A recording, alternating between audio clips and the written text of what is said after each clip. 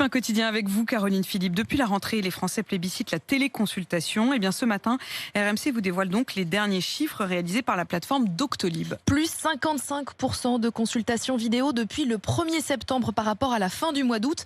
La rentrée représente donc une nouvelle accélération du recours à cette méthode alors que le nombre de cas confirmés de coronavirus augmente sur le territoire.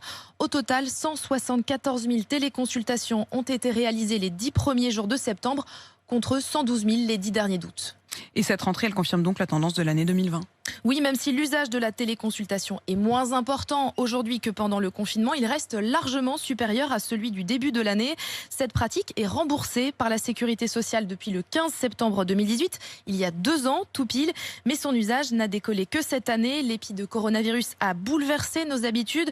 La consultation vidéo a explosé pendant le confinement. Elle a permis aux médecins d'assurer le suivi de leurs patients tout en limitant le risque de contamination. Et les malades pouvaient avoir un rendez-vous et une prescription rapidement.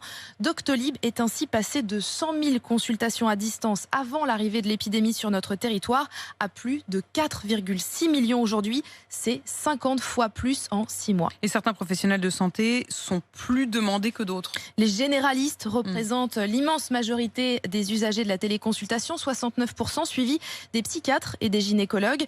Surtout, ces professionnels de santé sont de plus en plus nombreux sur cette plateforme, 10 fois plus aujourd'hui qu'en janvier dernier.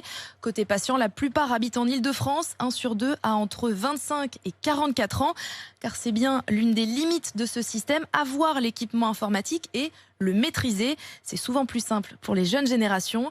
Mais le recours à la téléconsultation ne remplacera pas le rendez-vous en présentiel. Doctolib estime qu'elle représentera à terme entre 15 et 20% de l'activité des praticiens. C'est ce que nous disait d'ailleurs l'une de nos auditrices hier qui nous appelait du Morbihan et qui nous disait qu'elle n'avait pas assez d'accès à Internet, que ça buguait en permanence, que le réseau n'était pas suffisant.